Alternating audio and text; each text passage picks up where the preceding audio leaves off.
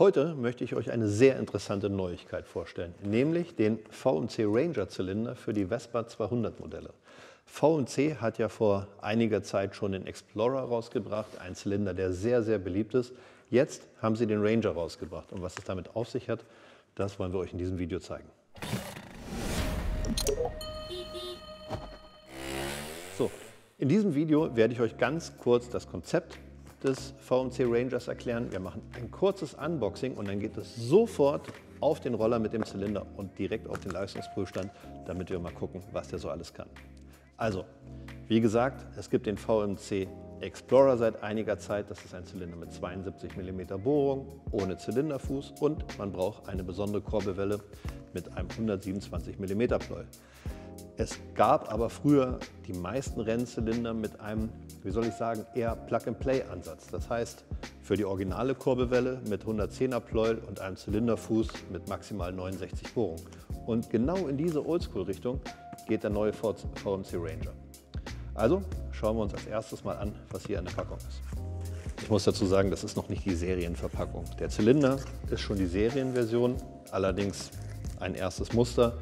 Die Verpackung wird sich noch ändern. Deswegen haben wir auch als erstes hier eine weniger formschöne Tüte mit allen möglichen kleinen Teilen. Aber was ich euch da zeigen möchte, ist das hier, nämlich wieder der verschraubte Auslass, den wir bereits vom Explorer kennen. Hier mit einer Platte und mit einem O-Ring, der abdichtet.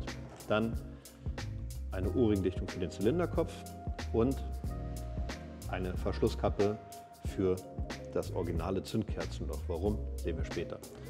Dann habe ich hier auch noch die Kolbenringe drin, das sind zwei 1 mm Stahlringe und natürlich eine ganze Menge Schrauben, um den Zylinder und den Auslass und den Kopf zu befestigen. Dann hole ich mal den Zylinder aus seiner Verpackung hier. Upsala, Vorsicht, dass der Kolben nicht rausfällt. Fangen wir mal mit dem Kopf an. Auch der ist von der Form, erinnert er sehr stark an den Explorer. 8-fach verschraubt, zentrale Zündkerze und radial verrippt für eine bessere Kühlung. Dann von der anderen Seite sehen wir einen Brennraum, der in die Laufbahn des Zylinders ragt. Hier die O-Ring-Dichtung, die 8-fach Verschraubung und die mittige Zündkerze. Okay, dann kommen wir mal als nächstes zum Kolben. Hier sieht man einen neuartig gegossenen Kolben. Ein ähnliches Konzept, was schon andere Hersteller auch gegangen sind. Hier soll möglichst viel Platz ermöglicht werden für die Überströmkanäle, für die Boostports, aber auch zwei Kolbenringe. Das Ganze ist ziemlich leicht. Das sieht schon mal ganz gut aus. Und jetzt kommen wir zum Herzstück oder zum wichtigsten Teil, nämlich dem Zylinder. Also, wir sehen als erstes, der Zylinder hat einen Zylinderfuß, ganz oldschool, wie sich das gehört. Hier der verschraubte Auslass, aber das Interessante ist ja das Überström-Layout. Wir haben hier 7 Überströme, also 3 Boostports und auf jeder Seite 2 Überströme und einen einzelnen Auslasskanal. Dann, wenn wir den Zylinder umdrehen, sehen wir, dass hier die Dichtfläche an den Überströmern eine relativ unruhige Gestaltung hat. Das hat den Sinn, dass man, wenn man das Motorgehäuse gar nicht bearbeitet, möglichst viel Dichtfläche erhält. Man kann das Ganze aber auch sehr leicht rausfräsen und dann erhält man halt große Überströme. Muss natürlich aufpassen, dass die Dichtfläche am Motorgehäuse weiter ausreicht. Etwas Ähnliches haben sie sich ausgedacht fürs Lüfterrad. Hier steht irgendwie dran, man kann etwas ausnehmen, wenn man ein Elestat-Lüfterrad fahren will. Andererseits kann man hier drin auch noch die Überströme erweitern für mehr Querschnitt, je nachdem, was einem lieber ist.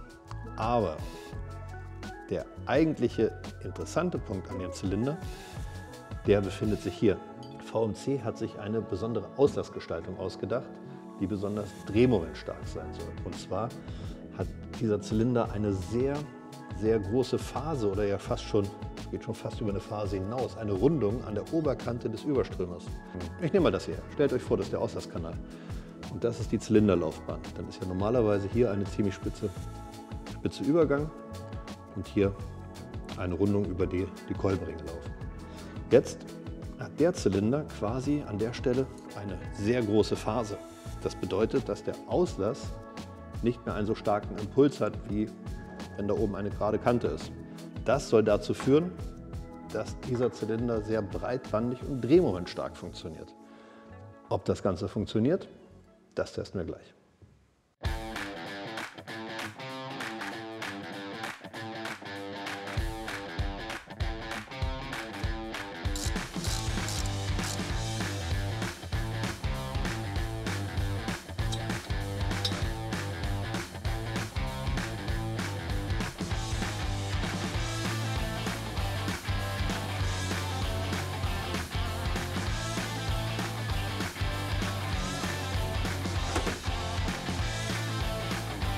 So, ich habe den neuen VMC Ranger mal hier in dieser PX verbaut. Kleines Detail am Rande, VMC gibt eine Quetschspalte von 1,3 mm an, plus minus 0,1. Ich habe jetzt eine Quetschspalte von 1,2 mm.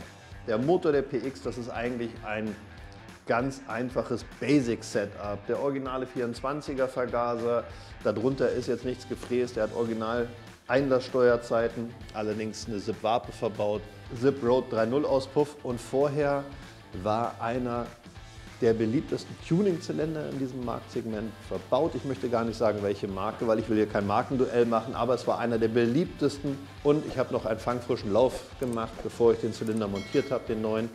22 PS sind rausgekommen. Ich finde es einfach interessant, eine Referenzkurve zu haben und bin jetzt natürlich extrem gespannt, was jetzt der VMC Ranger hier auf den Prüfstand bringt.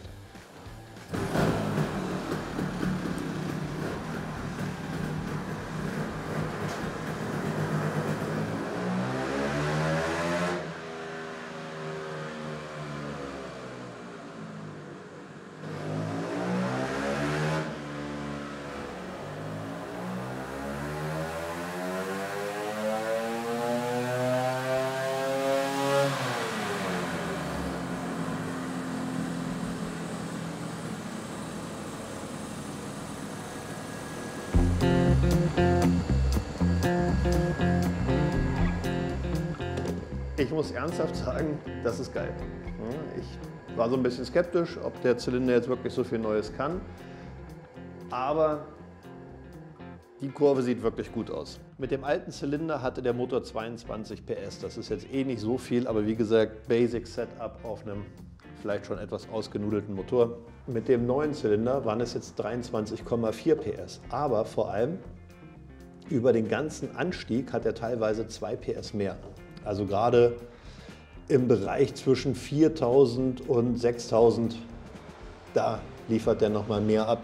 Also in einem Bereich, in dem man wirklich sehr viel in der Realität unterwegs ist. Und er liefert auch 1,7 Newtonmeter mehr. Also 27,7 im Vergleich zu 26 Newtonmeter. Das ist vor allem in dem Fall prozentual relativ viel und ein wirklich schöner Zuwachs. Wenn ich jetzt noch ein bisschen an dem Ding weiter rumspiele und noch ein bisschen besser abstimme, das Ding im Notfall auch nochmal einfahre, dann kommt vielleicht noch mal was. Aber das ist schon mal eine interessante Hausnummer. Dieser Zylinder funktioniert wirklich gut und vor allem dieser komische runde Auslass, den sie da gemacht haben für Drehmoment, da scheinen sie auch nichts falsch gemacht zu haben. Was natürlich auf der anderen Seite auch bedeutet, man sollte da an den Steuerzeiten nicht viel rumspielen oder kann nicht viel rumspielen, ohne diese Charakteristik zu verlieren. Also wirklich ein Plug-and-Play-Zylinder. Ich hoffe, euch hat das Video gefallen. Wenn ja, nicht vergessen, Kanal abonnieren. Beim nächsten Mal wieder einschalten. Bis zum nächsten Mal. Ciao.